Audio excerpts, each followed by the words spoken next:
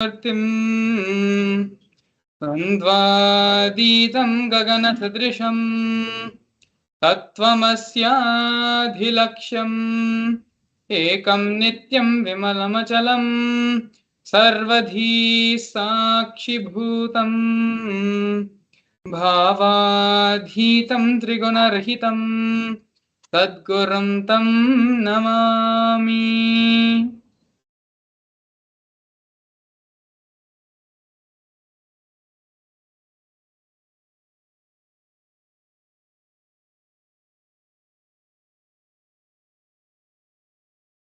Nithyananda everyone, welcome you back to another extraordinary Bhava Samadhi Darshan.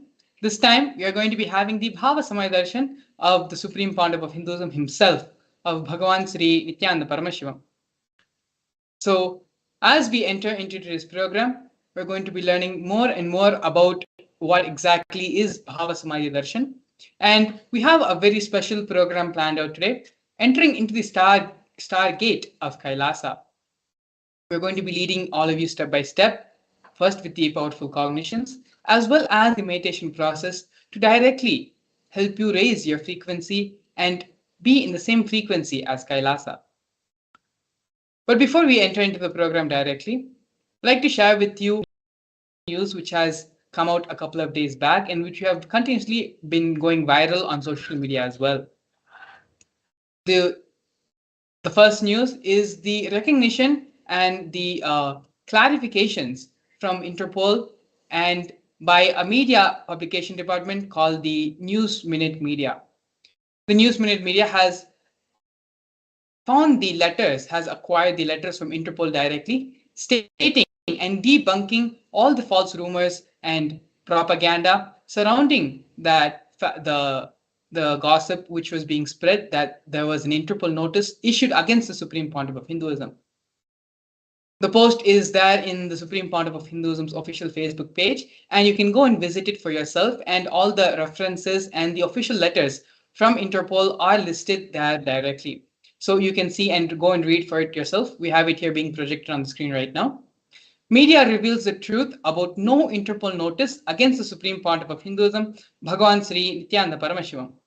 The Interpol has debunked the spate of disinformation in media of any Interpol notice or any diffusion against Bhagavan Sri Nithyananda Paramashivam in deference to the fact that he is the Supreme Pontiff of Hinduism and head of the state of the United States of Kailasa. The position of the Supreme Pontiff of Hinduism has been recognized by United Nations, international bodies, and multiple countries.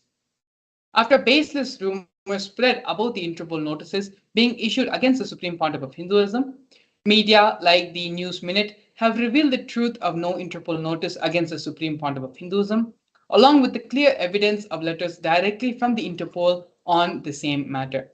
So actually, if you scroll down, you can see the letters by Interpol being linked as a part of the document. Yes, as you can see here, both the letters, one in the year 2021 and one of recent 2022. Both these letters given by the Interpol themselves, clarifying and debunking all the false rumors and false media claims that an Interpol notice has been issued against the Supreme Pontiff of Hinduism. You can go and read for all this information for yourself in the Facebook.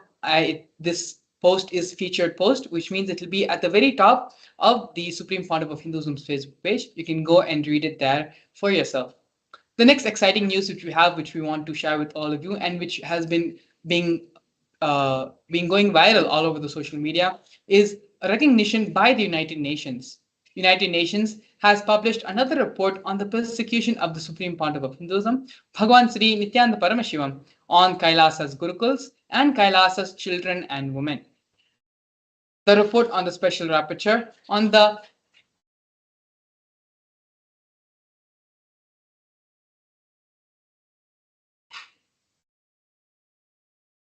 report on the special rapporteur on the sale and sexual exploitation of children, including child prostitution, child pornography, and other child sexual abuse material on reparation for child victims and survivors of sale and sexual exploitation.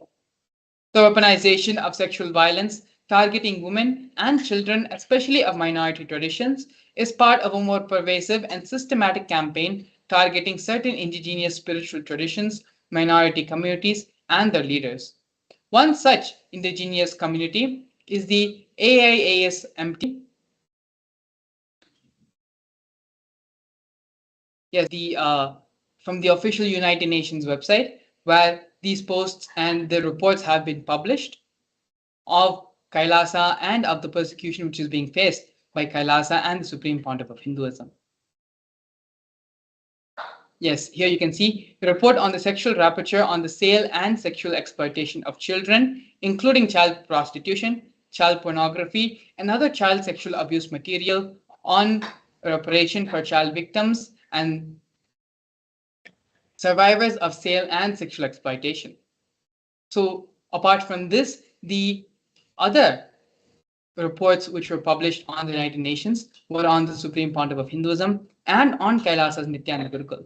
All of these also are linked in the Facebook page, which this is also a featured post, which means it will be there on the top of the Facebook channel. And if you go and see, you can read for all the reports by yourself, and you can the links where it's being published in the United Nations as well has also been linked in the Facebook post. So all of this is free for you, and please do take a few moments to share this with your friends, family, and social circle as well, spreading the good news and the recognition which the Supreme Pontiff of Hinduism is receiving, that the international bodies are coming to understanding and coming to the realizations of the illegal persecution and the destruction which is happening on minority traditions of Hinduism. And so with this, we're going to be entering into the grand narrative of the Supreme Pontiff of Hinduism, Bhagavan Sri Nithyananda Paramashivam. The Supreme Pontiff of Hinduism was born on the 3rd of January 1978 in the holy town of Tiruvannamalai in South India. The Supreme Pontiff of Hinduism in the year 1981 was given the initiation into the Bala Sannyas, which is the child saint initiation in Hinduism by enlightened beings and masters and the predecessors of the Supreme Pontiff of Hinduism. The Supreme Pontiff of Hinduism was a tender age of 3 when he received this initiation into the Bala Sannyas. The Supreme Pontiff of Hinduism was identified as an incarnation by enlightened beings and masters such as Yogi Raj Yogananda Puri, Vidwan Panduranganar, and the 230th Guru Mahasannidhanam of Tonde Mandaladinam of the Kanchi Mutt.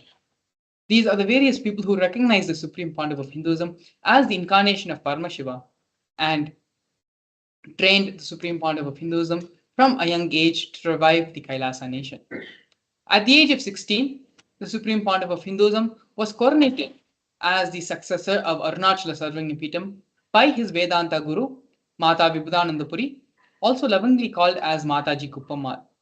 You can see here there is a conch, a kamandalu, the water pot, and the wooden staff being presented to the Supreme Pontiff of Hinduism, which are the traditional items which are passed down from guru to disciple as part of the induction as the successor into the lineage.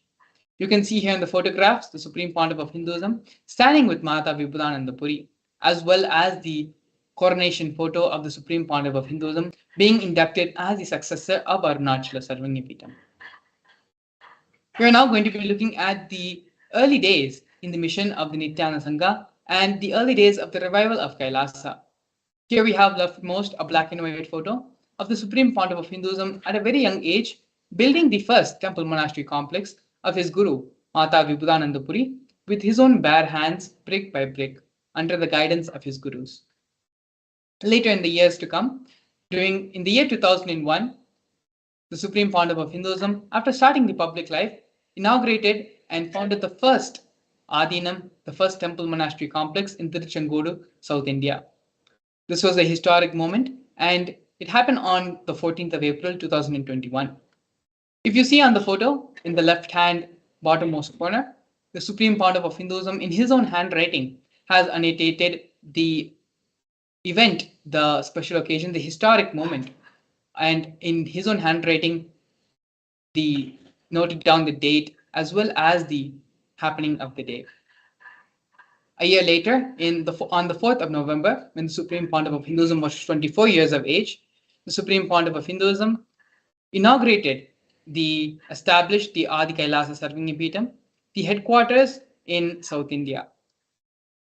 By the year 2004, when the Supreme Pontiff of Hinduism was 26 years of age, the Supreme Pontiff of Hinduism started conducting the mass living enlightenment initiation conventions all across the globe in various cities and countries around the world. These processes included taking people through powerful cleansing processes of the 7 energy bodies. In the year 2005, at the age of 27, the Supreme Pontiff of Hinduism was welcomed with the proclamation message by the Mayor of St. Louis, Francis G. Slay.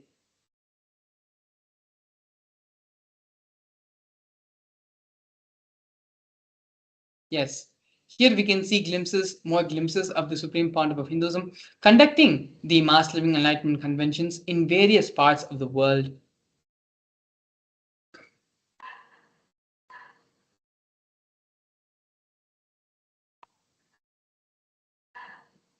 Here, during the Kumbh Mela festival, which is one of the world's largest celebrated festivals, the Supreme Pontiff of Hinduism is initiating thousands and thousands of people into the mass living enlightenment. To all those who had gathered, all those who had come and visited and was a part of the Kumbh Mela celebration, both in the years 2015 in the Nashik Kumbh Mela and 2016 in the Ujjain Kumbh Mela.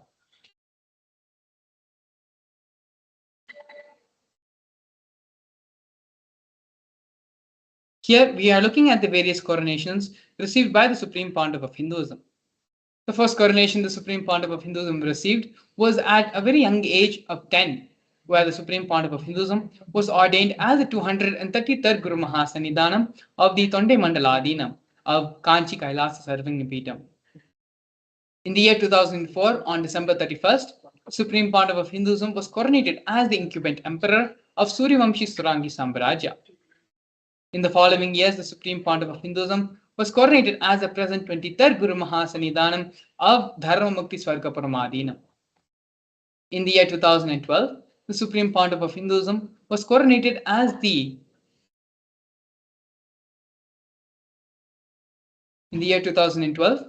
Supreme Pontiff of Hinduism was coronated as the 293rd Jagat Guru Mahasannidhanam of Kailas Sonatha Shamala Peetha Sarvingya Peetham. In the year 2013, the Supreme Pontiff of Hinduism was coronated as the present Mahamandaleshwar, which is the supreme spiritual head of Mahanirvani Akada, which is the largest apex monastic order. In the year 2013, again, the Supreme Pontiff of Hinduism was coronated as the 1008th Acharya Mahamandaleshwar, which is the head of all spiritual leaders of the Atal Akada, which is the ancient apex body of Hinduism. In the year 2015, the Supreme Pontiff of Hinduism was elected as the Supreme Pontiff of Hinduism by a congregation of over 1,000 Hindu pontiffs, Hindu leaders.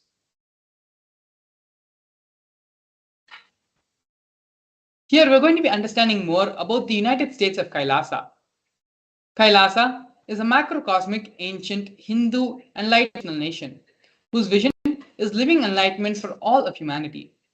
Kailasa's mission is to revive and share with today's world the practical applications of the greater sciences of authentic Hinduism, including Hindu cosmic physics, Hindu alchemy, Hindu cosmology, Hindu biology, Hindu mathematics, the power manifestation science, and other sciences as revived by the Supreme Pontiff of Hinduism. These sciences were once practiced freely in over 56 nations across the continent, but are now facing extinction due to the persecution which has happened over a millennium.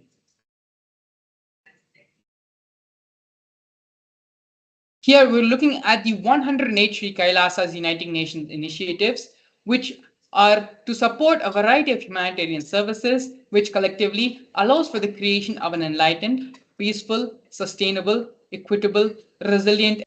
One of the projects which you're going to be looking at, which is initiated by Sri Kailasa Uniting Nations, is the No Hungry Home project offered by Sri Kailasa Uniting Nations for nutritious food and a hunger-free world.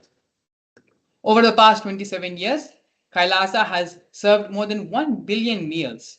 Every month for the past 27 years, the Hindu ASMT community has organized 3 million Annadan services, which is the free organic meals as per tradition, and has served in religious gatherings to everyone without discrimination. Almost up to 10,000 meals are served on a daily basis free of cost, and this number rises to 100,000 on festival days. As you can see here in the various photographs, the Supreme Pontiff of Hinduism himself is actively involved in the Annadan service, with his own hands serving many of the devotees and disciples who has gathered.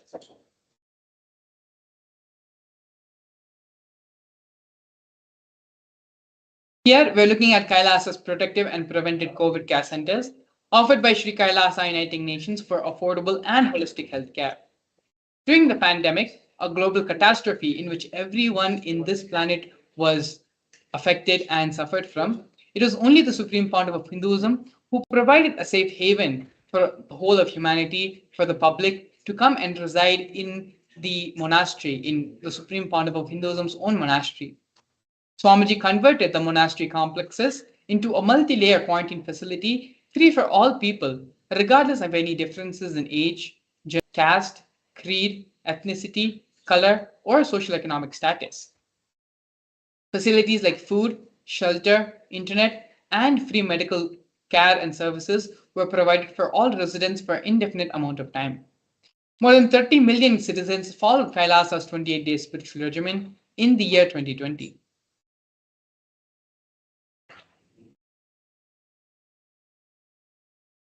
Here we have the offerings of the Nithyananda Hindu University and the Nithyananda Gurukul by Sri Kailasa Uniting Nations for education reform and development. The Nithyananda Hindu University was established by the Supreme Pontiff of Hinduism and is the world's largest Hindu university.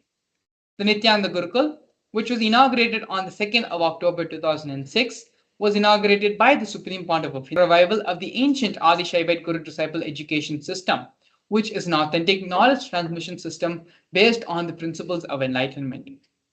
The Nithyananda Hindu University has more than 20 million enrollments, 7,000 free courses, and extended campuses in more than 150 different countries.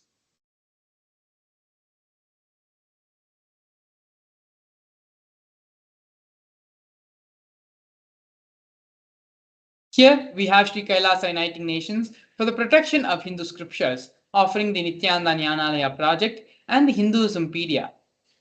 The Supreme Pontiff of Hinduism established the Nithyananda Hindu Jnanalaya project to collect and to preserve the 1 million Hindu scriptures, while ensuring that knowledge is made accessible and shared free of cost to all, collecting and preserving 1 million source books on Hinduism.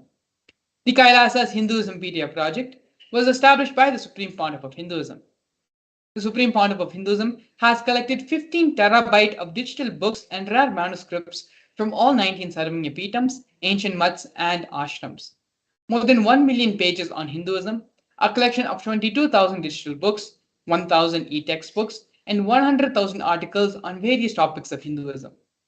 Not only that, but the Supreme Pontiff of Hinduism himself has authored more than 1,000 books in 3 languages, which have been translated into 50 other different languages, has published more than 10,000 articles, and has given 10,000 hours of free discourses with a combined view of more than 1 billion.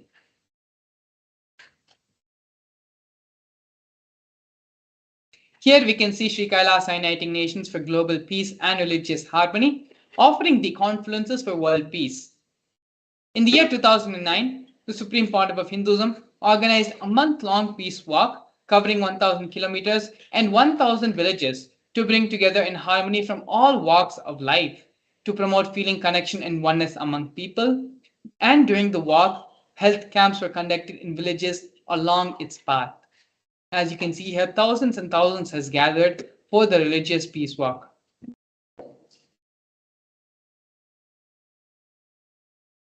Here we have women empowerment programs offered by Sri Kailasa Uniting Government and Gender Equality. Kailasa Sarvanya Peetam is the establishment of yoga and meditation universities to empower the quality of life and emphasis on life solutions through Vedas and Agamas, empowering the indigenous rural women, fighting against wrongful gender stereotyping, gender-based violence, and lack of inclusive, quality learning environments. Some of the other initiatives also include Kailasa's Nityananda Lakshmi, which is a microfinancing service, Kailasa's Ankita program, providing foundational literacy about the workings of various basic community services and infrastructural establishments. Kailasa's Ashriya program provides to rural and indigenous women to provide equal opportunities and access to independent, self-sufficient financial environments for them.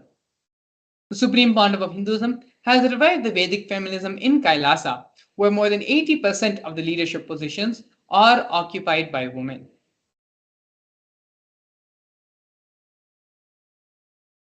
Here we have Sri Kailasa Uniting Nations for Yoga offering the Nithyananda Yoga. One of the many offerings in the Nithyananda Yoga are the Nithyananda Kriyas, which are 108 scientifically validated Kriyas revived by the Supreme Pontiff of Hinduism, specifically targeting the 108 major disorders and diseases such as diabetes, arthritis, blood pressure, rheumatism, and more. The Supreme Pontiff of Hinduism has also revived the ancient pole yoga, which is the Shivastambha yoga, and rope yoga, Kundalini Raju yoga, in which yogic asanas performed to create the yogic physiology, aligning it to the cosmic geometry that manifests superconscious powers. Not only that, but the Supreme Pontiff of Hinduism has also been awarded 2 Guinness World Records for the largest rope yoga, Kundalini Raju yoga, and largest pole yoga, Shivastambha yoga classes, bringing worldwide attention to these extraordinary forms of yoga. These Guinness World Records were awarded to the Supreme Pontiff of Hinduism on the 30th of September and 3rd of October, respectively.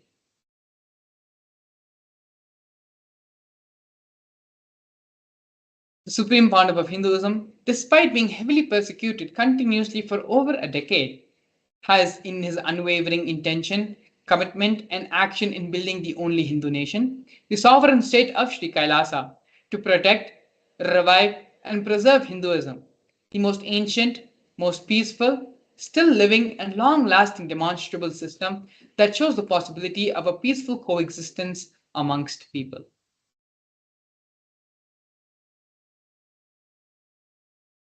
Here we are witnessing one of the most historic moments in the history of the Kailasa nation. Kailasa, the first nation of Hindus led by the Supreme Pontiff of Hinduism, Bhagavan Sri Nithyananda Paramashivam, spoke on behalf of the 2 billion global Hindu diaspora at the 14th session of the United Nations Forum on Minority Issues. A significant milestone in the history of Hindus and the sovereign state of Sri Kailasa happened on the 2nd of December 2021.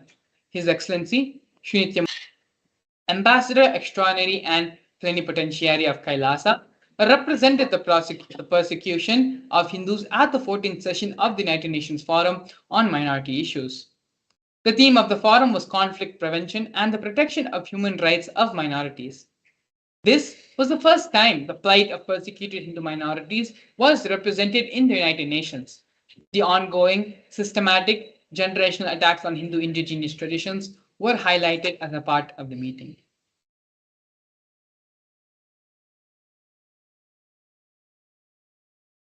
Here, we're looking at the intense lawfare and illegal harassment and unlawful persecution which has been ongoing on the Supreme Pontiff of Hinduism for more than a decade. Over 70 assassination attempts and physical attacks have been made on the Supreme Pontiff of Hinduism in India as well as in abroad.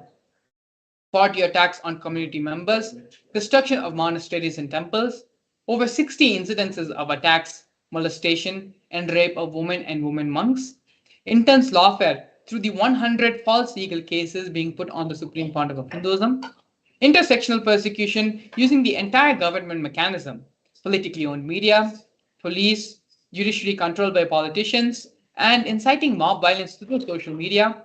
These are just but a few of the many, many, many ways the anti-Hindu elements, anti-spiritual elements had tried to assassinate, had tried to illegally persecute the Supreme Pontiff of Hinduism.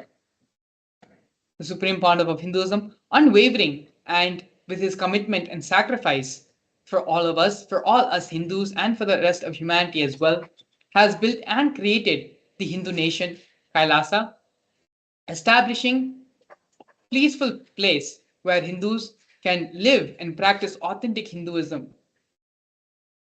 One of the major contributions this Hinduism is making for the superconsciousness growth of the whole world is the power manifestation science.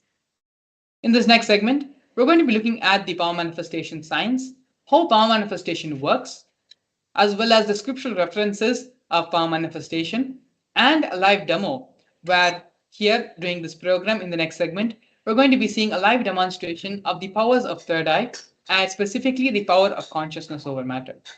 So stay tuned. We'll be back after a short break to demonstrate the science of power manifestation and to show the live demonstration of these powers.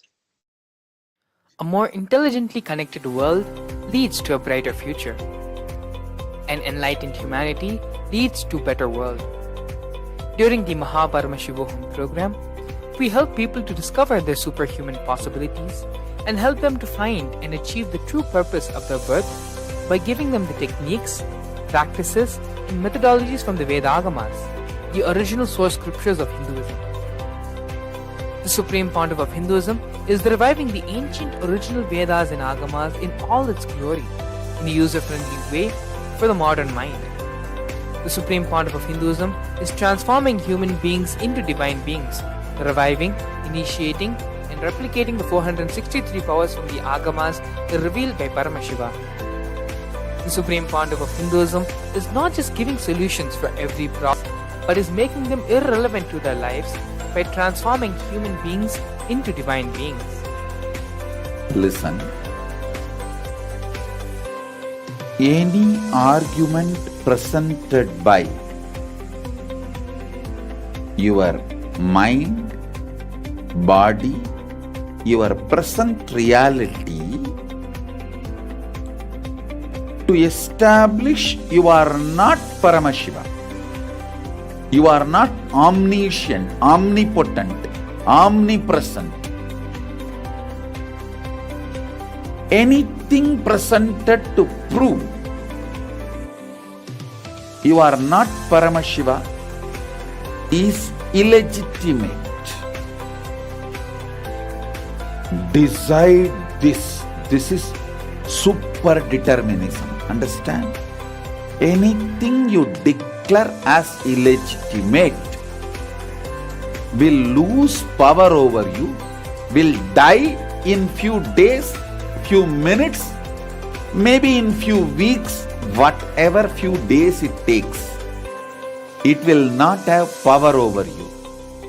Understand, this is the method for sudden enlightenment. This is the method for sudden enlightenment. It happens by the Shaktipada. Here Paramashiva is sitting to tell you, you are Paramashiva, you are me. With Shaktipada and Shakti. The Dvitiya Vijnasa Krama is an extensive and thorough yoga sequence to prepare your body to receive the experience being given by the Supreme Pontiff of Hinduism. Through the yoga, which is aligned as per the source scriptures laid down by Paramashiva and the Agamas, you break all the impossibility in your body and in turn break the very cognition of impossibility. The program leads you to go beyond your human frame and limiting human ideas, which prevents you from living your highest possibility. I will reach you wherever you are, whichever corner of the world you may be. I will reach you with enlightenment. Again I tell you, I am not here to prove I am God, I am here to prove you are God. Don't wait to become divine. Register now at paramashivoham.org.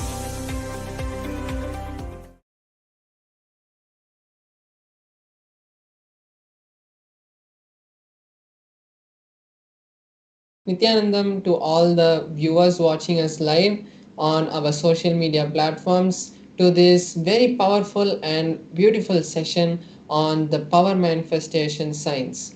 So in this session we are going to have a beautiful segment where we're going to understand the science of power manifestation, how power manifestation can be useful in our life, and what is the difference between the siddhis and the shaktis, the source of these powers, and ultimately we are going to be having a live demonstration of the powers of Paramashiva. So now let us enter into this segment. So first let's understand the science behind the power manifestation, how these powers have been given to the humanity by Paramashiva. In the source scriptures, the Vedagamas, Paramashiva reveals in elaborate detail that every human is hardwired to manifest the 463 Shaktis of Paramashiva. Manifesting Shaktis are described in a detailed Manifesting Shaktis are described in a detailed systematic method for human beings to explore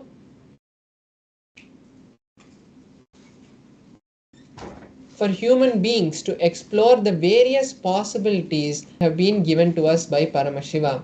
Shaktis manifest from the fundamental cognition that you are Paramashiva and not the cognition that you are a human that you need to reach Paramashiva.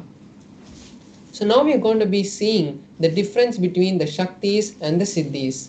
Shaktis express from the space of enlightenment, whereas the Siddhis manifest from the process of getting enlightenment when you perform various penance and you are striving for enlightenment. Some things that manifest at that time are the Siddhis, and the Shaktis are permanent, whereas the Siddhis are not permanent, and the Shaktis manifest through any human being, whether they are of any caste or any race or any background.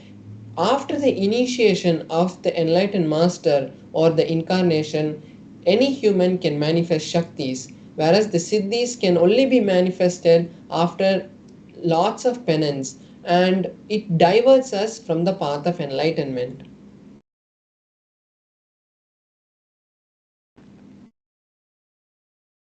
So now we're going to be seeing the 4 ways, the 4 methods that are used to validate, foolproof, and which are used to verify that these powers manifest from the ultimate space of enlightenment.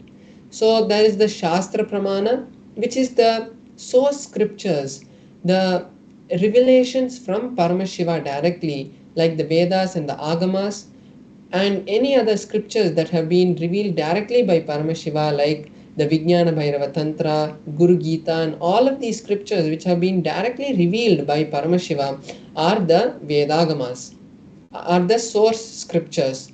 Then we have the Apta Pramana, which is the experiences of the various rishis, incarnations, and the enlightened masters who have come even as recent as Satya Sai Baba or Maharishi Mahesh Yogi, and all these great beings who have walked this planet and taught humanity that there is a science behind getting these, becoming Paramashiva. Then we have the time-tested, foolproof experiences of the Supreme Pontiff of Hinduism, because every time the Supreme Pontiff of Hinduism had experienced something, he verifies it with the Shastra Pramana, which is the source scriptures, and then with the Apta Pramana, which are the experiences of the various enlightened beings who have come before us, and he verifies it with that, and after that he shares it to the world as his Atma Pramana. Then there's the Pratyaksha Pramana, which is the scientific study on these powers.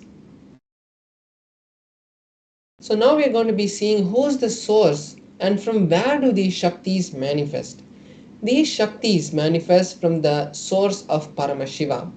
Paramashiva is the primordial divinity in Hinduism, the ultimate reality, cause, pervading everything, unchanged beyond time and space, and he is the fundamental base of the manifest and the unmanifest, and he creates this whole cosmos through the 5 actions of the Panchakritya, which is the sustenance, which is the creation, sustenance, rejuvenation, pulling out of delusion and liberation.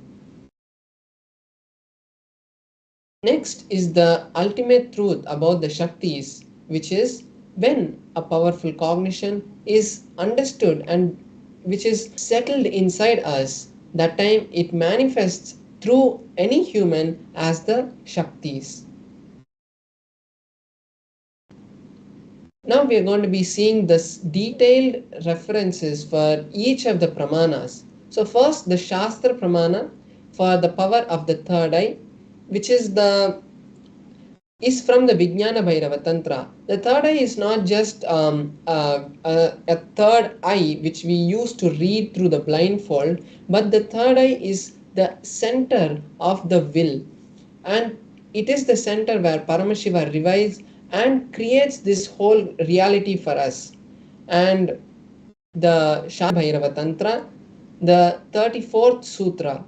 And in this verse, Paramashiva says, Kapala antarmano nyasa tishtanmilita lochanaha kramena manaso dhadyat lakshayet lakshyamuttamam. The translation is, by having the mind fixed on the inner space with the crown inside the crown center and sitting stably without any movement, having the eyes in succession to the third eye, by that stability of the mind and the inner space, one has the vision of the ultimate goal, Lakshyam, and is able to see any object or place beyond the sight, and he attains oneness with the source, Paramashiva. So here we can see how Paramashiva is telling us that when I manifests, they have the ultimate oneness with Paramashiva. Next is the Apta Pramana, the experiences of various enlightened masters who have come before us. So here the Apta Pramana is from the Mahabharata, and in the Mahabharata, the Bhagavad Gita, where Bhagavan Shri Krishna initiates Arjuna into the science of the third eye. So Arjuna had asked Bhagavan Shri Krishna that he wanted to see the cosmic form of Bhagavan Shri Krishna. And at that time, Bhagavan Shri Krishna had initiated Arjuna into the third eye, because Bhagavan Shri Krishna says, you cannot see my cosmic form with these physical eyes of yours. Therefore, I initiate you into the third eye, and through that eyes you can have the cosmic form of mine. So this is the direct translation of the 8th verse of the 11th chapter of the Bhagavad Gita. And after this initiation, Bhagavan Shri Krishna reveals the ultimate Vishwarupa Darshana, and Arjuna is able to see that and gives a detailed description in a very poetic meter and sings the glory of Bhagavan Shri Krishna. Then we have the Atma Pramana, the experience of the Supreme Founder of Hinduism. So in his own words, the Supreme Founder of Hinduism says, the first experience that I was able to see everything around me, above me, below me, the whole 360 degrees and the 10 directions. Not only I was able to see, I was able to feel that everything was me. So this is his direct experience, which is exactly matching with the Shastra Pramana. Next we have the Pratyaksha Pramana, which is a scientific study on the third eye. So here we can see the Supreme Founder of Hinduism itself undergoing the positron emission tomography test, where they are measuring the activity that is happening in the brain. And then when the Supreme Founder of Hinduism had opened his third eye, the machine had given readings which showed high amount of energy in the frontal lobe, where the third eye is, where we depict the third eye. And this same readings have been replicated in all the balasans and the yogis who have also undergone these kind of brain scans. Yes, thank you so much, Paramesha Maharaj. We are going to be now looking at the next Shastra Pramana. So Paramesha Maharaj is going to be doing the power of consciousness over matter, demonstrating the power with the grace and blessings of the Supreme Pontiff of Hinduism. So I will just quickly go over the Shastra Pramana for this power of consciousness over matter.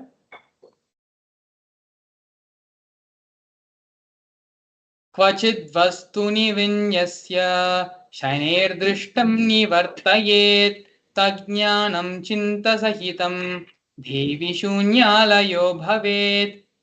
Bhagavan Paramashiva says, having fixed one's eyes on a particular object, vastu, one would slowly withdraw the sight from the object as well as slowly eliminate the knowledge of that object along with the thought and impressions of it. Then, O Devi, one abides in Shunya, the state where there is nothing other than this exists, which is the state of the all inclusiveness of infinity. So, this is the Shastra Pramana of the power of consciousness over matter. And so now we're going to be seeing a live demonstration of this power of consciousness over matter, where Paramesha Maharaj will be connecting with Swamiji and chanting the Mahavakya mantra. And through this power of feeling connection or of oneness, being in oneness with the avatar, with the master, Paramesha Maharaj is going to manifest this power now.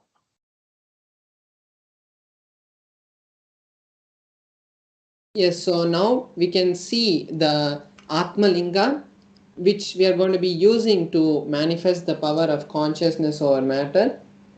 And we can also see a tissue paper, which I'll be showing you in a minute how we'll be using it. And you can also see my hand here, so that there is no kind of any object which can be used to pull the Atmalinga or make any movement in the Atmalinga. So you can see that there's no kind of glue or no kind of strings which are there. So you can see till my wrist also.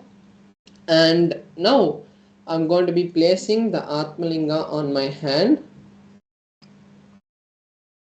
And here we have this tissue paper. So why I had this tissue paper was so that you can see it's just a blank tissue paper and there is nothing inside this tissue paper. So I'm just folding it, and now on my hand, and as I rotate this around the Atmalinga, you can see that there is no movement which is being caused by the by the tissue paper. Even when the tissue paper is moving around, you can see that there is no movement. So you can be assured that there's no kind of strings or anything that is tied to the Atmalinga also.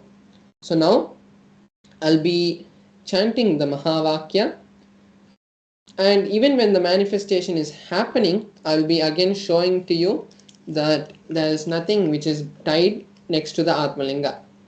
And this is the best time we can take to create any reality in our life, because when we connect with Paramashiva, we are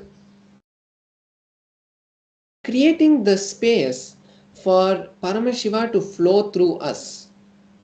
And when we create a space for Paramashiva to flow through us, we are literally creating all the realities that we want, because Paramashiva is the one who creates this whole cosmos.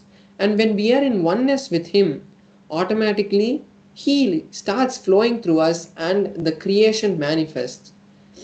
This whole cosmos is created by Paramashiva, and when we are in oneness with him, that energy starts to flow through us, because every second we are creating this whole thing, the whole cosmos that we are seeing around us, this whole space that we are seeing around us. Because science proves that every molecule, every atom is 99.999% of space, and only that 0.0001% is matter.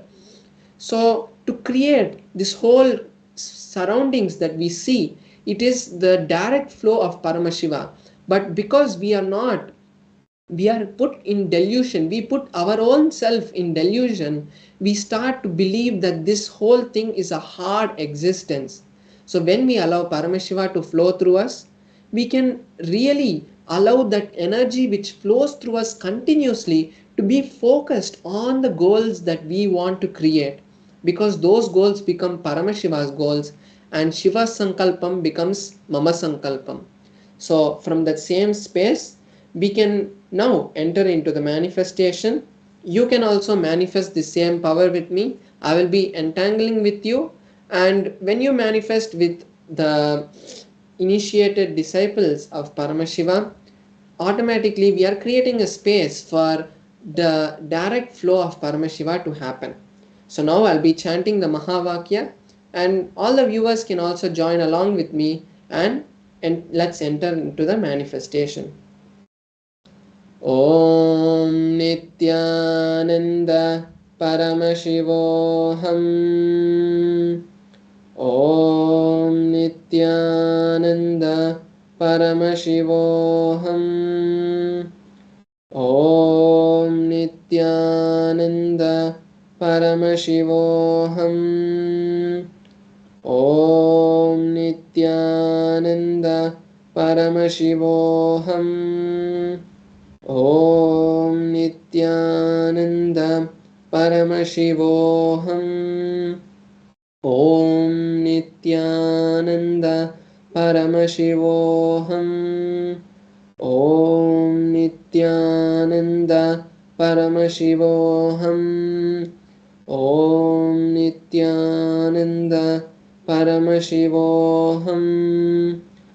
Om Nithyananda Paramashivoham. Om Nithyananda Paramashivoham. Om Nithyananda Paramashivoham. Om Nithyananda Paramashivoham. Om Nithyananda Paramashivoham. Om Nithyananda Paramashivoham. Om Nithyananda Paramashivoham. Om Nithyananda Paramashivoham.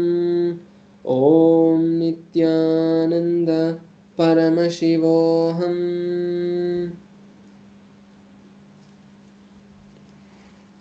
So now we have seen the beautiful manifestation of the Atmalinga rolling. So much, Paramesha Maharaj. That is such a beautiful demonstration where just by connecting with Swamiji, by chanting the Mahavakya mantra, Paramesha Maharaj, being in the space of oneness with the Supreme Pontiff of Hinduism, with Swamiji, was able to make his will and become one with the Atmalinga.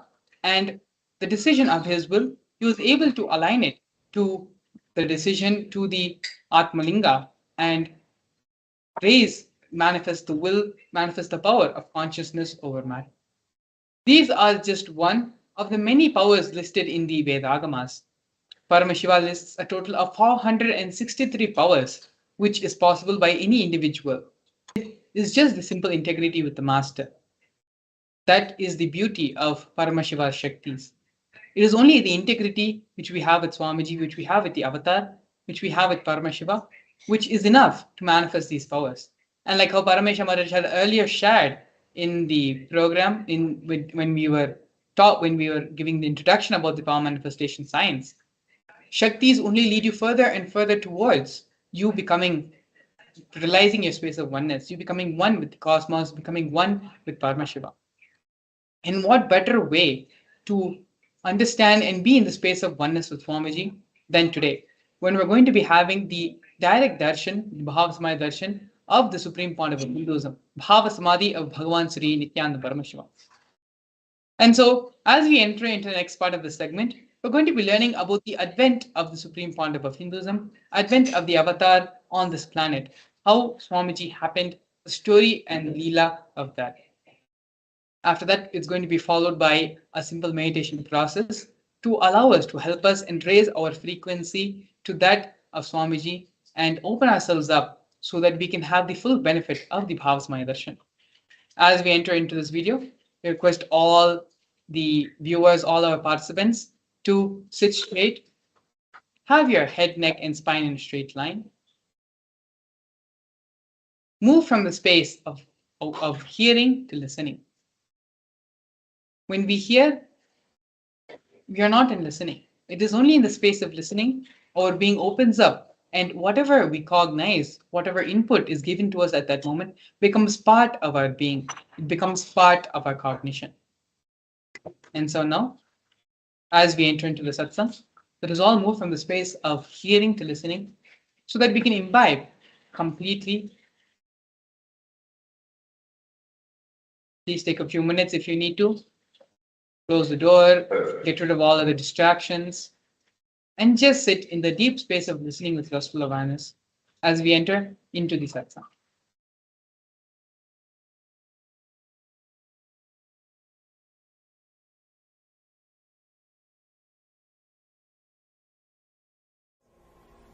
Why incarnations happen on the planet Earth? Ramakrishna says beautifully. Big, beautiful garden with so many trees, with so many variety of flowers, with so many variety of fruits. Three friends were walking near the garden. There was a big wall. One friend climbed that wall, saw the garden. Oh God, such a beautiful garden. He just jumped inside the garden and started enjoying. The second guy climbed the wall and saw the garden.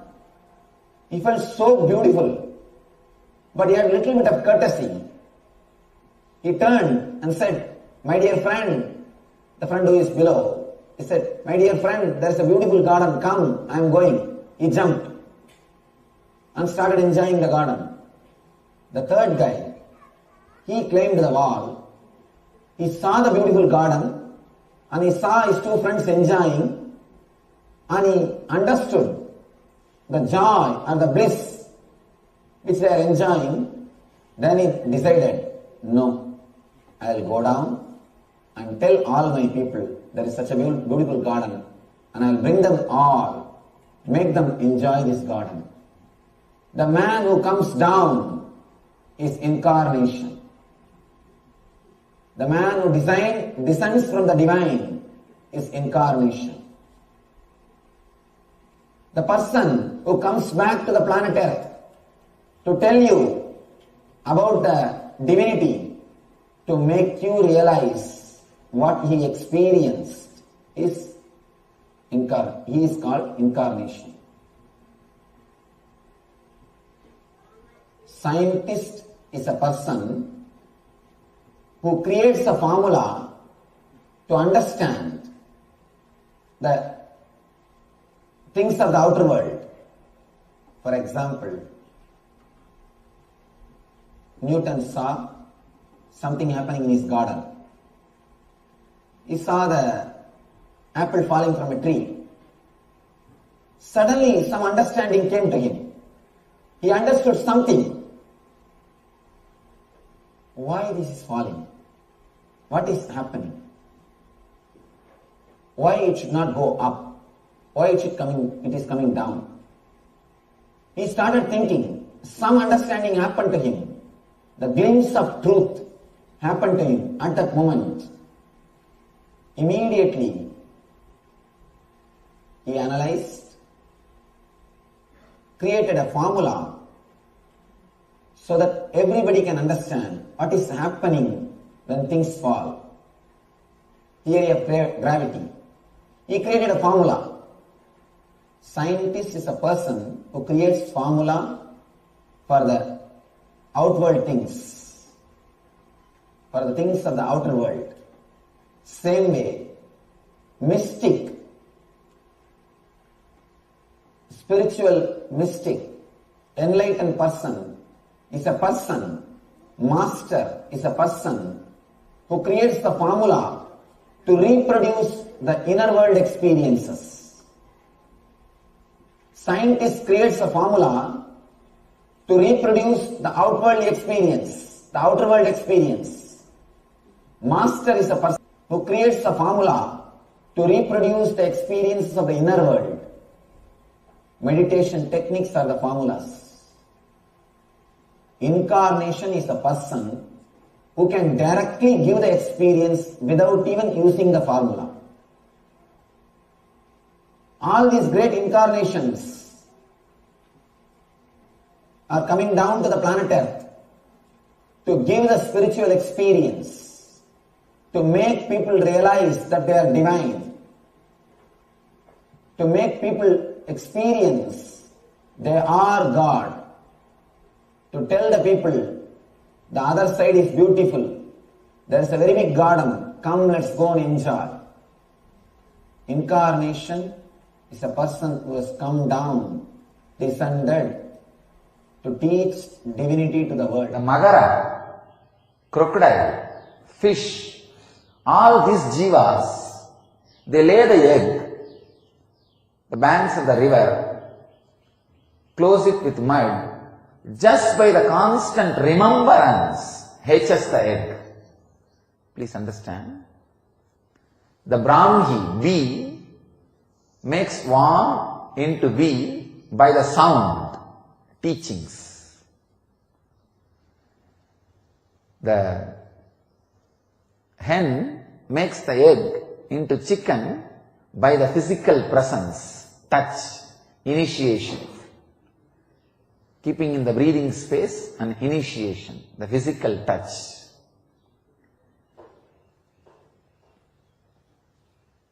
Magara, crocodile, tortoise, fish, all of them hatch the egg and make the egg into fish or crocodile or tortoise just by remembrance. Master hatches you through all these three. Through his teachings, first level. Through the initiation, second level. Through constant remembrance of you, wherever you are, he hatches you into a new being. He makes you into very his self. First, the words, teachings, then the touch, sparsha, initiation, then wherever you are, because constantly you are connected to him, how you remember him, he goes on remembering you. I can see very clearly. Millions of people are living inside this body. Whoever is remembering, they are all living inside this body. Each cell is responding independently to all the people who are remembering this body.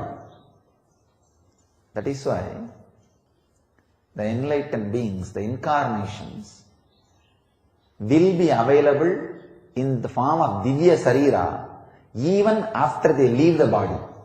When they give initiation to a disciple, they take a vow. Till you become enlightened, I will be available to you even if I leave the body.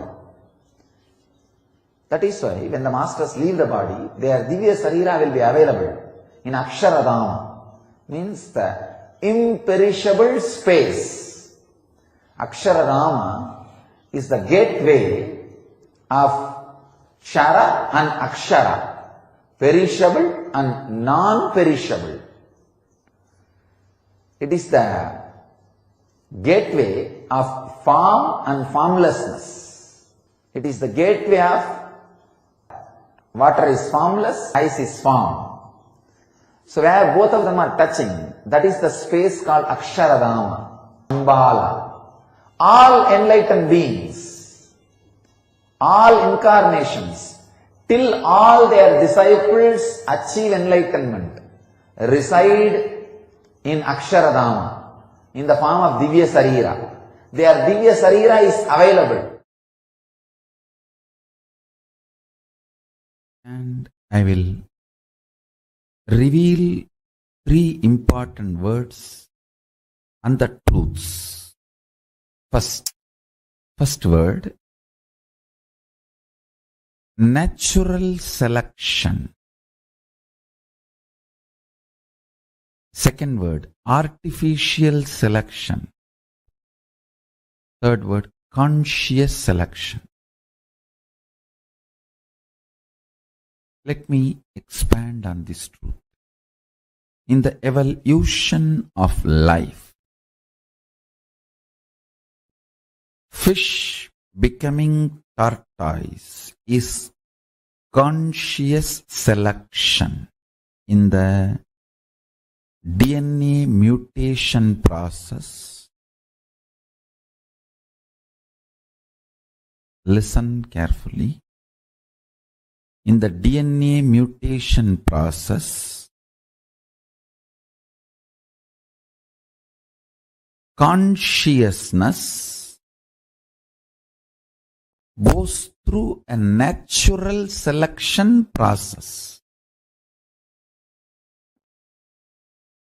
Maybe I can use a better word, conscious natural selection. The consciousness of the fish, through the natural selection process, evolves in its DNA levels through various mutation. Understand, no DNA mutation is an accident. Surely for the sake of better way of existence, by the very tendency of the consciousness is expansion, survival and expansion, living and enriching.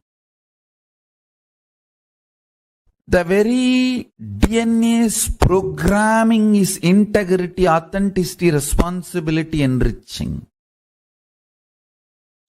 It is integrated to its existence and authentic to its experience of identity, I, and it takes responsibility for further expansion, enriching. Because of the fundamental quality of the consciousness, consciousness goes through a natural in the DNA mutation. And fish becoming tortoise is an example for this conscious natural selection process. Second, conscious artificial selection. Example for this is human beings breeding various types of dogs, various breeds and varieties of dogs. First,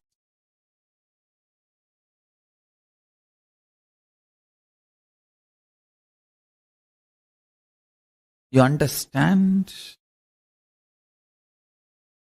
the dogs fear greed and intervene artificially in its natural flow of life, and through the external intervention you start breeding various varieties based on your needs. Dog breeding is conscious artificial selection process. That's an example. Third, beyond these two, something called conscious selection process. You, human being, consciously choosing consciousness as the foundation of your very existence and liberating yourself, enlightening yourself. Moksha and Jivan Mukti, becoming the reality of your existence, is conscious selection process. Understand?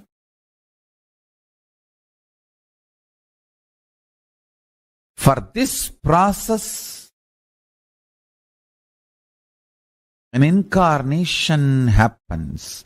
Incarnation happens to make the human being's DNA understand the conscious selection is possible and it is good. Bringing that great news to the humanity is the responsibility of an incarnation, avatar. Avatars happen for this vision. Listen carefully. For your DNA to choose consciousness and will persistence as a way for evolution, to do the conscious selection, your DNA need to be introduced to its higher. Your DNA decides to do conscious selection. All its DNA through the mutations where it is going to land, is going to achieve. Your DNA need to be told about the end result. That is why an incarnation happens to inspire your DNA to go through the conscious selection process. Understand? Today's subject for the webinar, happening of the avatar. Let me explain the multiple reasons for why avatars happen. First, whenever there is a serious danger for the Srishti, whenever there is a serious danger for the life itself, whenever life needs to be pushed to the next level, whether DNA need to have a quantum jump in its natural selection process or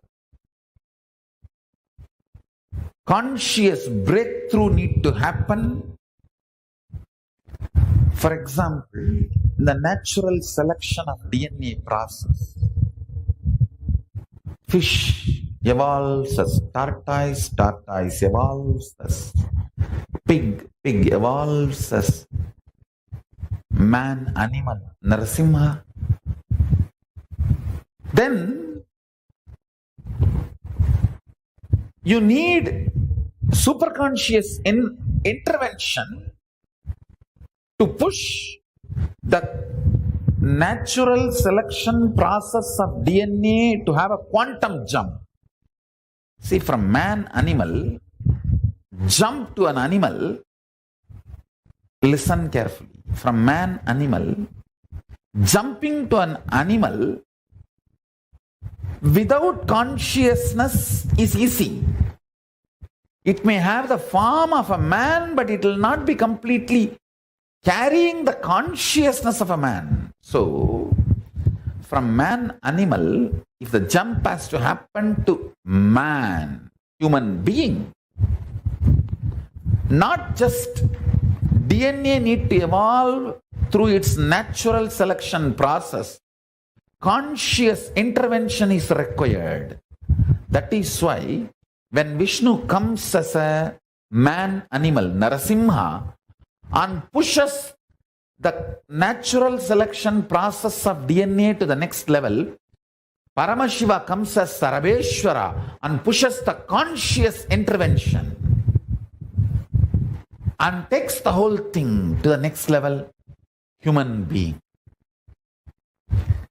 Every time when Vishnu comes as incarnation to give a natural selection breakthrough of a DNA, a quantum jump, Vishnu comes and gives a breakthrough in the natural selection DNA process. Paramashiva comes and gives a breakthrough in superconscious level. Purpose of my incarnation is to get the attention of scientists to study the non-material, superconscious happenings which is not perceived usually by the five senses, and the small definition of the proof of existence needed to be expanded. Understand? What you call as proof of existence is too small.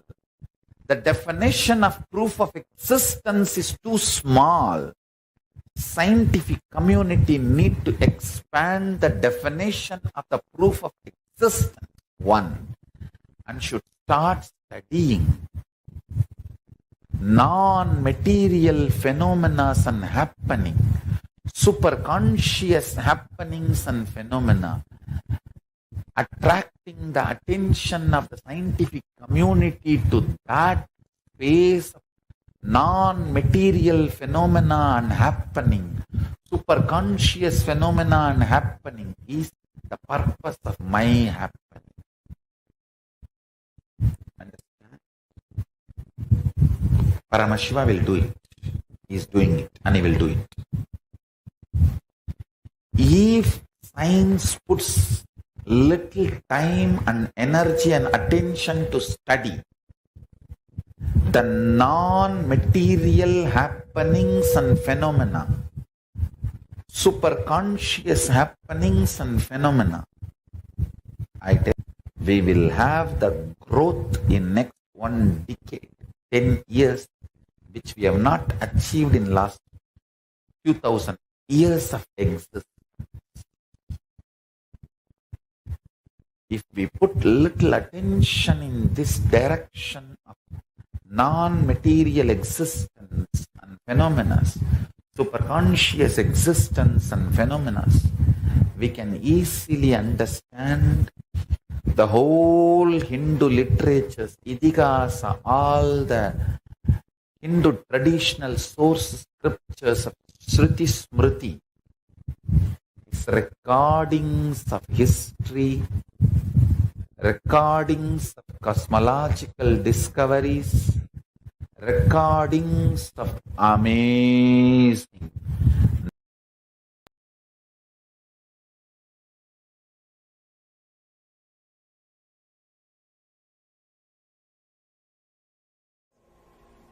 why incarnations happen on the planet Earth.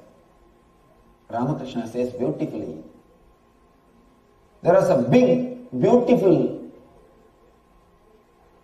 garden with so many trees, with so many variety of flowers, with so many variety of fruits. 3 friends were walking near the garden. There was a big wall. One friend climbed that wall, saw the garden. Oh God, such a beautiful garden. He just jumped inside the garden and started enjoying. it will be history.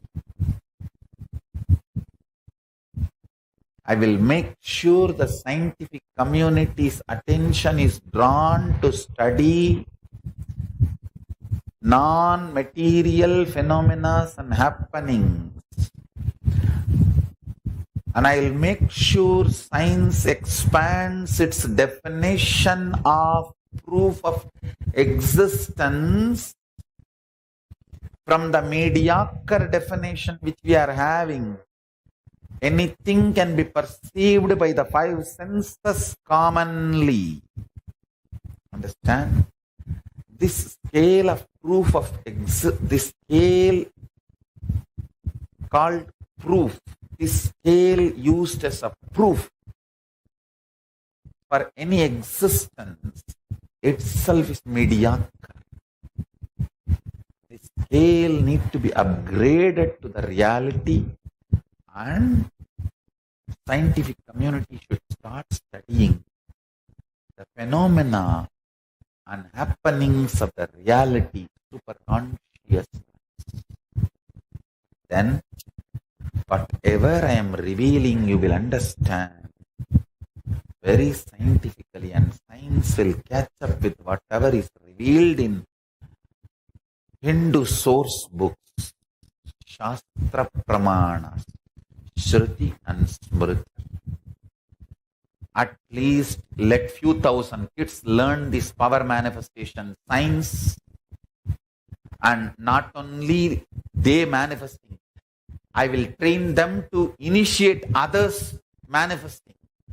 So let few thousand Nithyanandas be reproduced before it is too late. before it is too late. Let us reproduce few thousand Nithyananda, where this power manifestation, science is kept alive. Oh, Hindus, enough. You guys have had a silly conversation and judged me.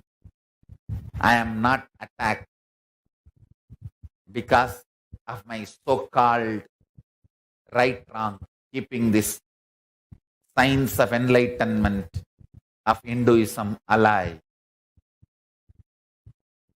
Oh, Hindus, wake up. Anti-Hindus know my potential before Hindus know my potential. The purpose of happening of the avatar this time is to revive Sanatana Hindu Dharma and get its spiritual legitimacy, religious legitimacy, social legitimacy, cultural legitimacy, economic legitimacy, literary legitimacy, judicial legitimacy, and political legitimacy of Sanatana Hindu Dharma. I'll do it. Let's all make it happen. Thank you so much, Swamiji. So this is specifically for all the people who are watching you on YouTube. There are like 1 million people who are watching you on YouTube and another 1 million people who are following you on Facebook. Now for somebody who has never met you, never met you physically, not attended any of your programs, not taken your initiation, but they are sitting out there in some part of the world, connecting to you through your videos. They feel immensely connected to you. Do you recognize them as your disciple? How do you know that they are sitting there, or do you? Of course you know, but how is that whole process happening? Understand, this is only one of the rooms I am using. This is only one of the quarters I am using.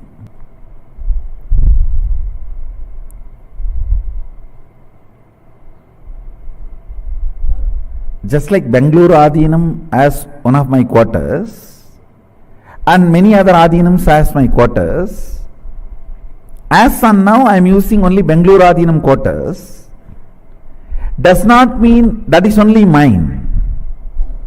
All the other Adhinam quarters is also mine. Same way, this body which I am using is only one of my quarters. When you say, people who have not met me physically, but listening to my discourses, watching and feeling connected, understand, discipleship is not restricted just to this body. In multiple planes, I exist. In multiple planes, I operate.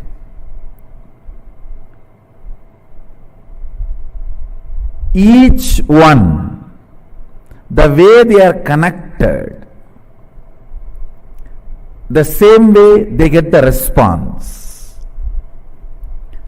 Just few days before I declared, now people are going to have darshan and vision in their dreams. Like they will have the vision, darshan of me appearing and blessing them and showering gold coins and diamonds, or showering them with wealth. When they wake up and see, really they will see all around on their bed literally the gold coins and diamond, whatever has been blessed in the dream state in the real. And you will see in next few days people putting this kind of experiences and blessings in the Facebook. You will see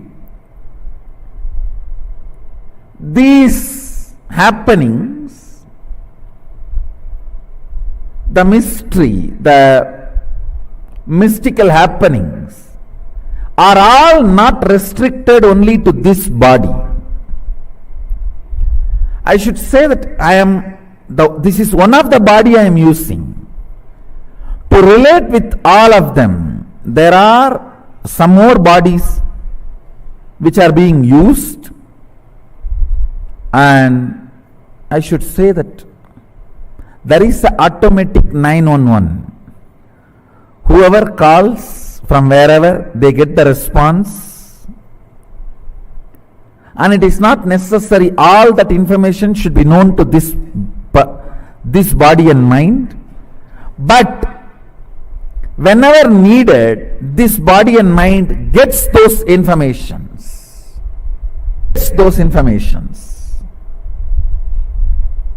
And whatever is needed gets done through this body.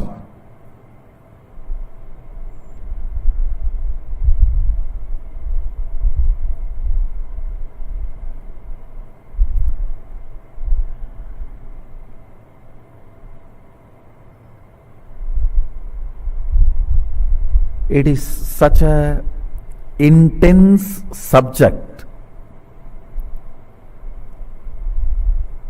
Maybe I'll use few more examples and give you an understanding. In various planes, like in dream state, the body of Nithyananda is different. In the deep sleep state, there is another one body. In the waking state only you are seeing this body. And Turiya, there is another one body. In Turiya Atita, there is another one body.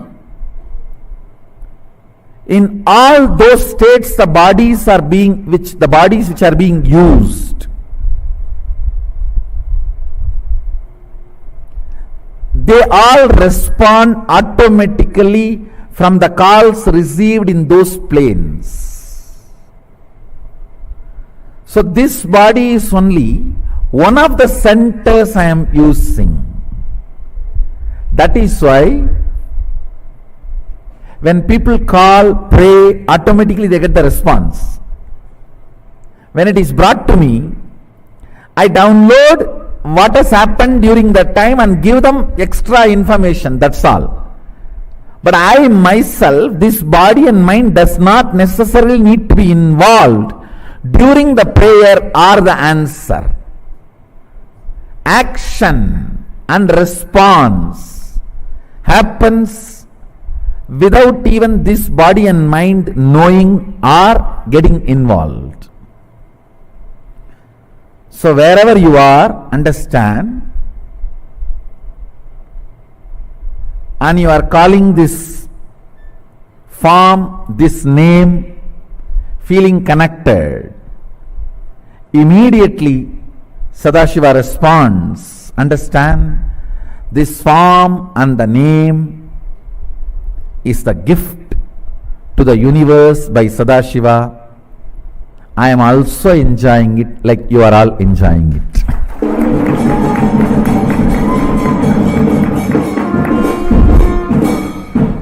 This name and this form is the gift to the universe from Sadashiva. Just like you all enjoy, I am also enjoying it. Paramashiva's direct and very important message. Listen intensely, sincerely, carefully, and assimilate. Recognizing my identity as Paramashiva, me as manifestation of Paramashiva, especially the exclusive relationship you have over me, the exclusivity is the right you gain the moment you recognize my identity. Understand? Exclusivity and intensity, exclusivity and intensity in the relationship is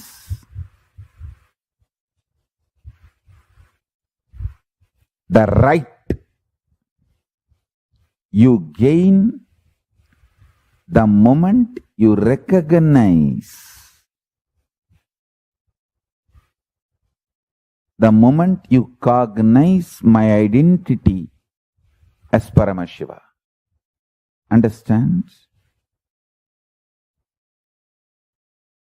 Listen to this very intensely. Sit in such a way in one mirror, your face will reflect.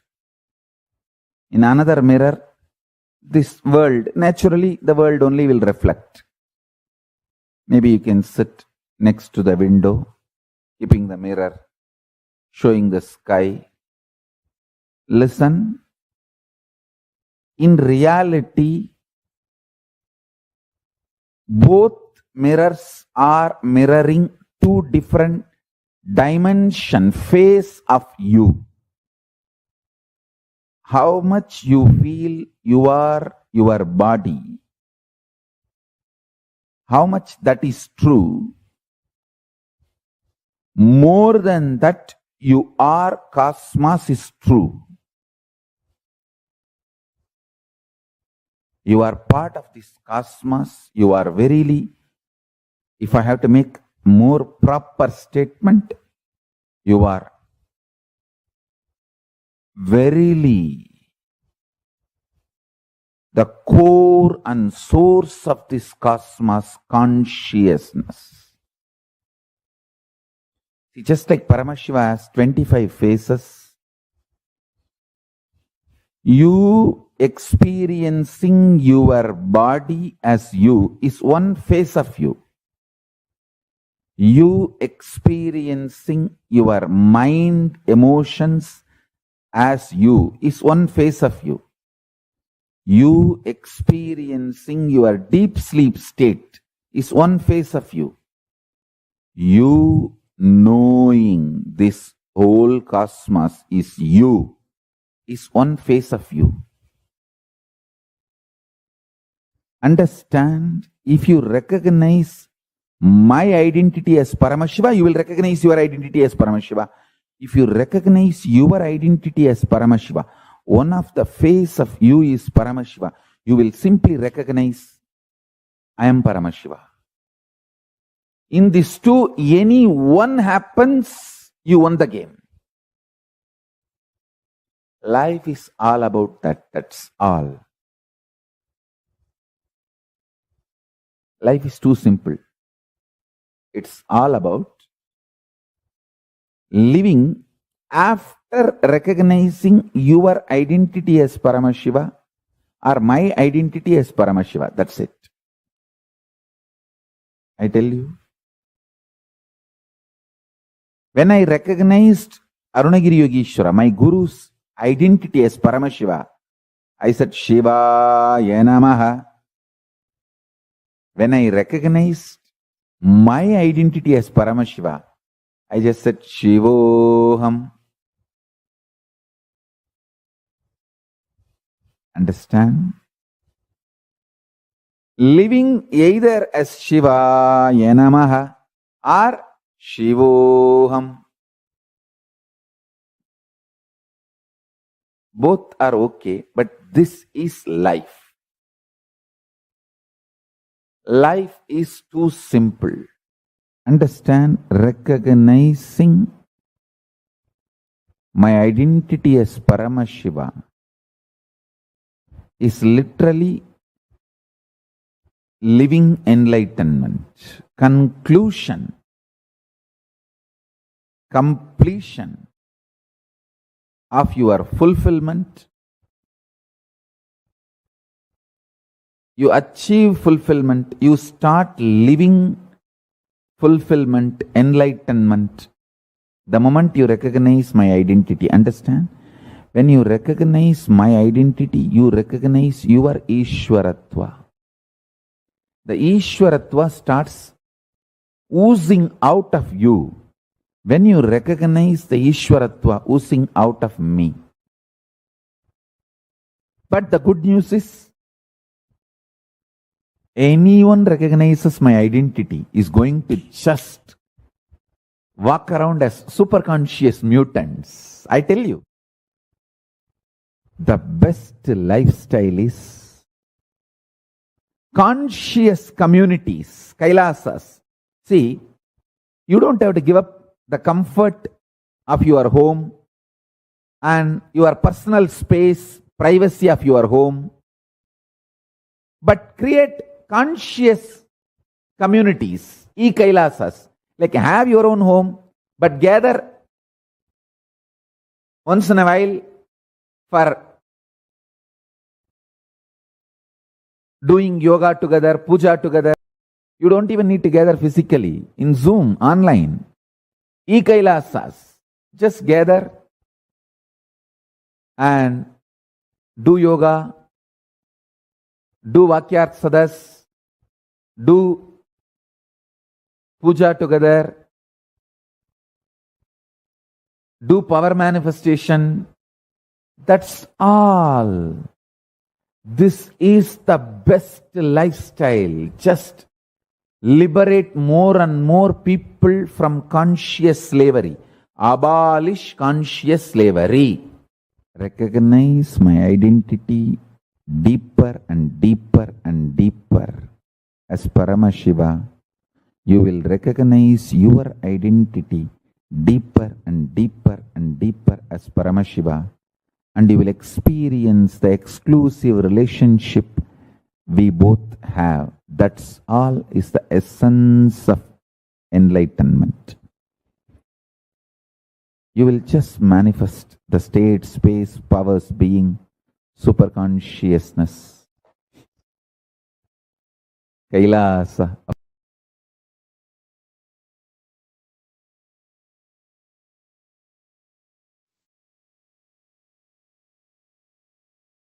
Yes, very beautifully, the Supreme Pontiff of Hinduism, through a series of various discourses, various satsangs, has expanded on the concept of, not just the concept, but expanded the reasons behind why avatars happen on this planet Earth. When an avatar happens, what is the avatar mission which he does, how he raises the superconscious energy of humanity to a whole different level. The Supreme Pontiff of Hinduism also shed some light on how an avatar functions. I mean, the question was asked, does everywhere when people say that miracles have happened in their life, that they had Swamiji's presence in their life, how is Swamiji attending to so many people across the globe continuously, parallelly, simultaneously? Even for all these questions, the Supreme Pontiff of Hinduism very beautifully gave an answer. The unlimited compassion, the ultimate compassion the avatars have when they land and take the human body, the human form, is something which is extraordinary and something which, even how much ever we can sit and try to contemplate and try to understand it, it just goes a step further, it goes a step deeper. It goes to a state where it goes beyond our logic. Now, we're going to be entering into a small meditation to help us to raise the level of our superconscious energy, to help us to open up ourselves, our inner space, our being, so that we can receive the Bhava Samadhi Darshan completely. We can have the full benefit of the avatar in our lives. We're now going to be entering into the meditation process. I request everyone to please sit straight.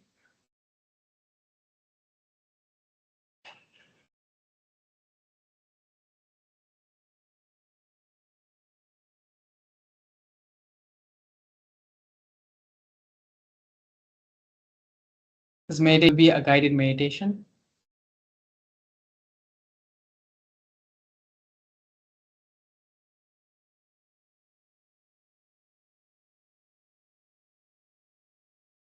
Please sit straight. All the distractions or anything which may be cause a distraction to you, put everything away right now and bring yourself to be completely centered and focused here. This process will allow us to pass through the Stargate and into Kailasa. This meditation is the bridge, is the stargate, so that we can experience Kailasa, the doorway to experience Kailasa.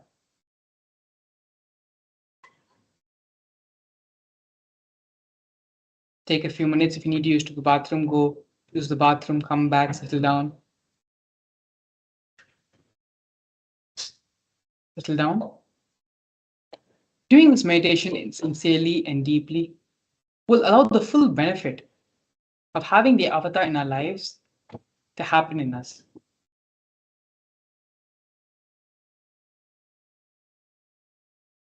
Once we've all settled down, let us now enter into the meditation.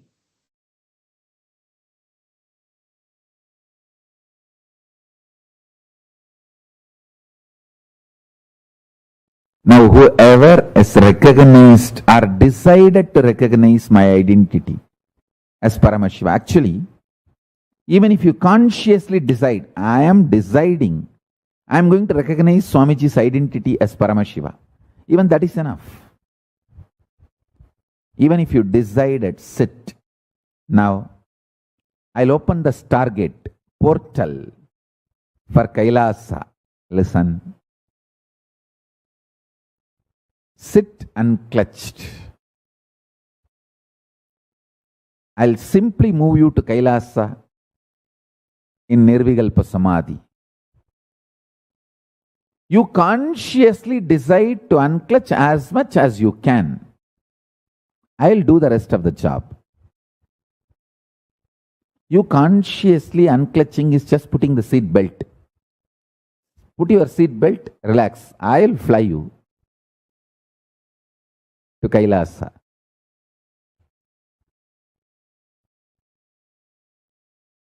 Absolutely safely. See,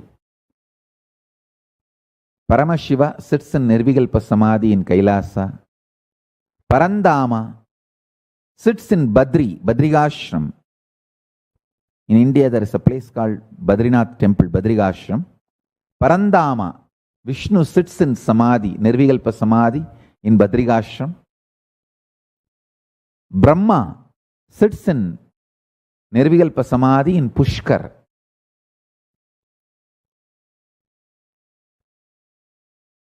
All of them sit in absolute Nirvikalpa Samadhi and bless devotees. Now, you just unclutch as much as you can. That's all.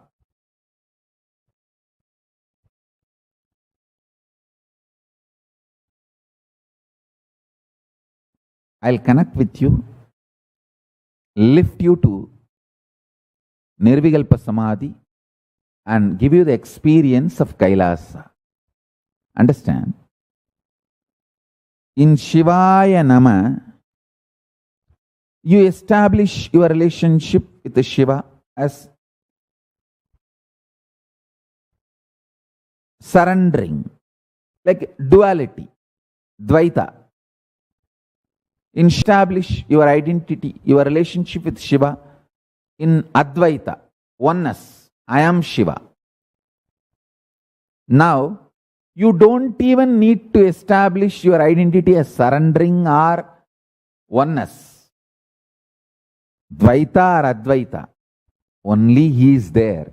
So just Shiva, Shiva, Shiva, Shiva, Shiva.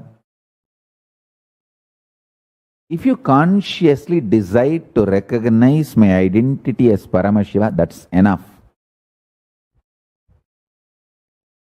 That is enough. That gives me the right. And that gives me actually the responsibility. Now I am bound to raise you to Nirvikalpa Samadhi and give you the experience and enlighten you and take you to Kailasa. Give you the ultimate, the state, space, powers, being, superconsciousness and Kailasa of Paramashiva. Now I am bound by the very nature of the cosmos, cosmic law.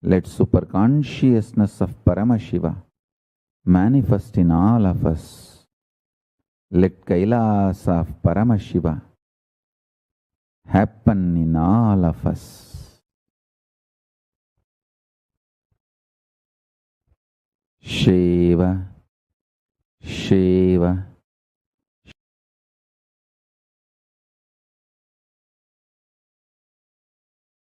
Through this beautiful process for us to enter into the stargate of Kailasa and be in the frequency, experience Kailasa as it is.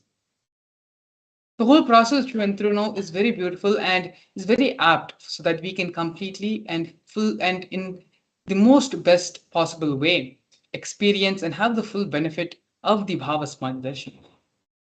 Out of all the Bhava Samadhi Darshans which we have had, which we have experienced, which we have seen throughout the many couple of days, this is going to be one of the most powerful Bhava Samadhi Darshans which we're going to be having today. So now, after having this beautiful meditation process of allowing ourselves to the stargate of Kailasa, we are going to be entering into the power manifestation session. In this power manifestation session, please understand and please be very clear. It's not going to be like your regular power manifestation sessions which you have gone through till now. The whole level of the process which we are entering into today is of a different dimension, is of a different frequency. Now, your frequency is raised to experience that of Kailasa, of Mahakailasa, which is the highest plane of reality in existence. Here, we're going to be manifesting the power of third eye, which is the power of reading blindfolded. All of you can go ahead and take a few minutes now to get an iPad. If you don't have an, that is also fine.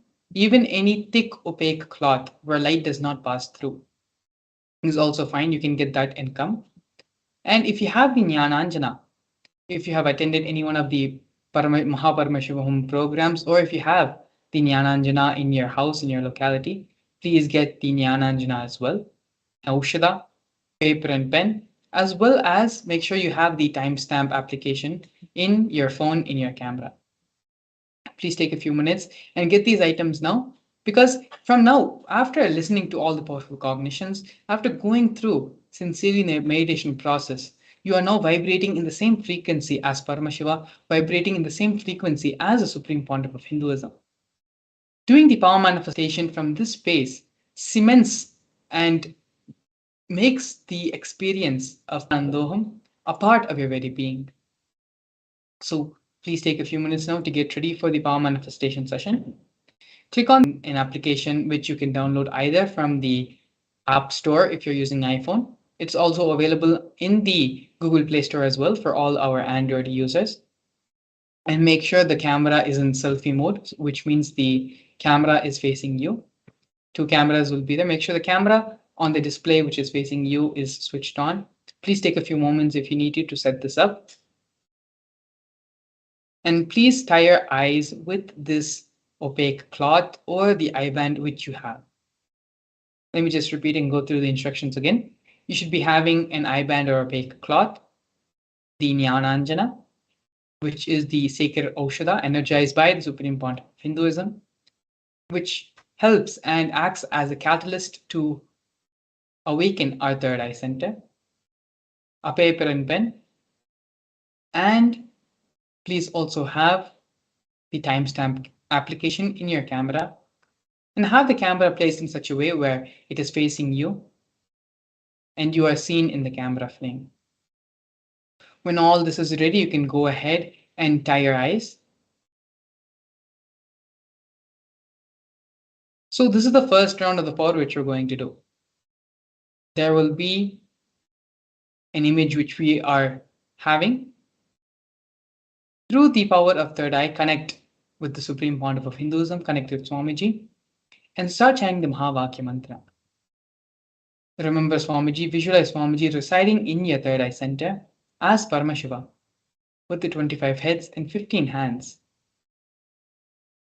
Start chanting the Mahavakya mantra, Om Nithyananda Paramashivam, and just be in this deep space,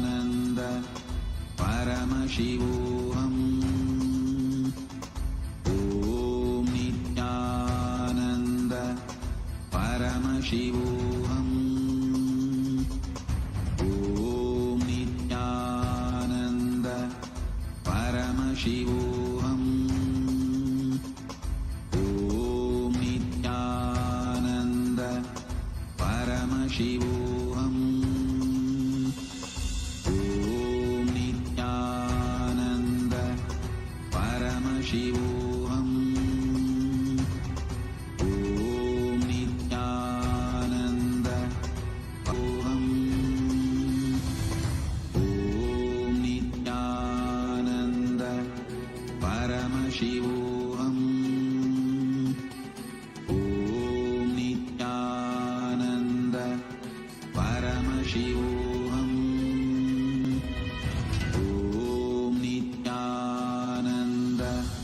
Paramashivam.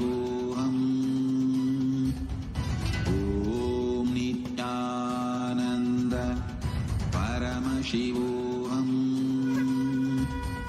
Om Nithyananda Paramashivam. Om Nithyananda Paramashivam. Om Nithyananda Paramashivam. Yes, we can now open our eye bands and check the answer. Slowly you can open and remove your eye bands. So the image which we are showing was that of two zebras. The image will be projected now in the slide. Please take a few minutes and you can verify your answer. Yes, sorry, the image which was projected. If the image which you have written and or draw for that have written or draw is matching that up here, congratulations, you are successfully manifesting the powers of Paramashiva with the grace and blessings of the Supreme Pontiff of Hinduism with his initiation. If you got the correct answer, that is wonderful. That is really great. You can please go ahead and post it, share your experience in Facebook, the experience you had of the power manifestation, as well as the video recording. As part of the instructions, you should have video recorded yourself. So please take that video recording as well, as long as your testimony, your personal experience, and share your experience on Facebook and YouTube. Please take a few moments to go ahead and share your experience for those who have correctly been able to answer this. For those of you who haven't, who this power manifestation has still not happened, that is perfectly all right. It is perfectly okay. Just give it, don't stress about it too much. Power manifestation, as I said earlier, power manifestation only happens. Swamiji can only express through you when you're in the space of relax. Just take it as a game. First time you have not been able to get it, that's okay. You can try again, and there will be a couple of more rounds until we enter into the next segment of today's program. So please don't take it too seriously. Continue to take it as a playful game, and we will enter into the next round of this. Those of you who have got it correctly, please take a few minutes to go ahead and post in Facebook, in YouTube. In the YouTube chat, you can actually post, and we can read out, and we will you are manifesting the powers. So you can go ahead and post in the live comment section in the YouTube chat if you have been able to manifest this power. And also take a few minutes to post in Facebook as well your experience which you've had in the power manifestation program. During the Paramashivam program from February 9th to March 1st, the power manifestation will be on a much more deeper level, much more intense way it's going to happen in that program. Swamiji himself will be directly guiding and making the power manifestation process go so smoothly, where a power manifestation will not just be something which you are going a few minutes sitting and tying your eyes and having a pen and paper and doing just a third eye session. The power manifestation will be a part of your daily life. If you want to change the traffic signal at which you're stuck at, power manifestation. If you're running late and you need time to stop for a bit, power manifestation. Swamiji says again and again, even if it's just one or two powers which you're able to manifest, even at such a small scale, Use those powers as much as you can as a part of your daily life. When you start doing that, more and more Swamiji starts expressing through you. More and more, the experience of Nithyananda Paramashivam starts happening in you. So if you have now posted your sharings on Facebook and have posted in the YouTube chat as well, we can go ahead and enter into the next round of the power manifestation. So as the same as before, please take the opaque cloth, have the pen and paper right next to you. You can tie the opaque cloth on your eyes in a few moments. But before you do that, make sure you start the video recording on your camera as well, so that when the power manifestation has successfully happened, you'll be able to share your testimony with everyone in social media, in Facebook, and in YouTube as well. So please take a few moments to prepare yourself for the second round of the power manifestation.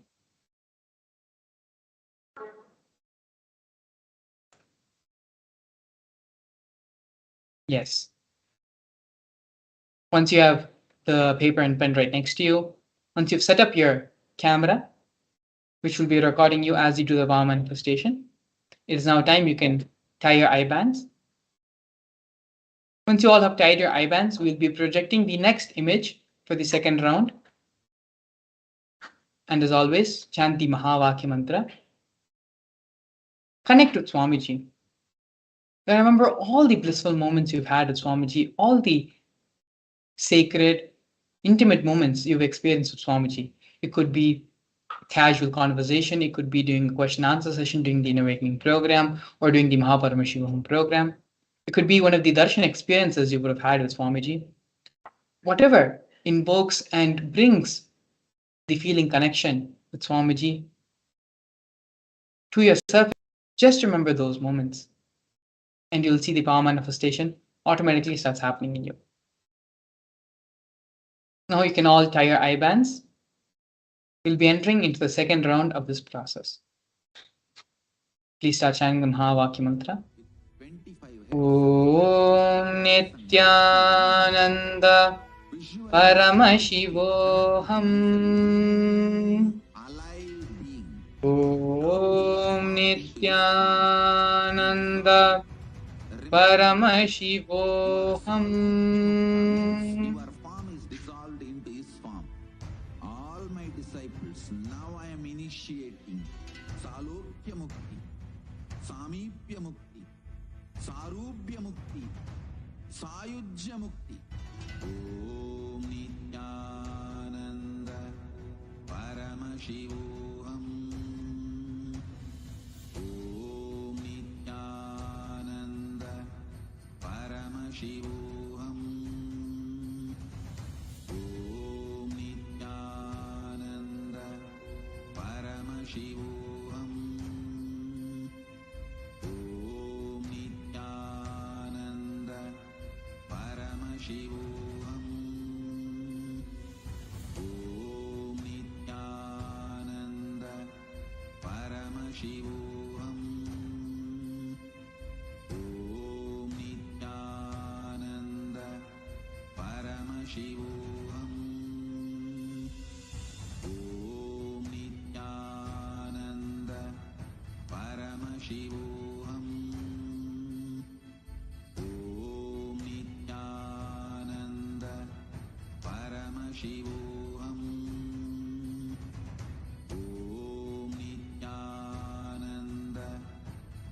Paramashivam. Om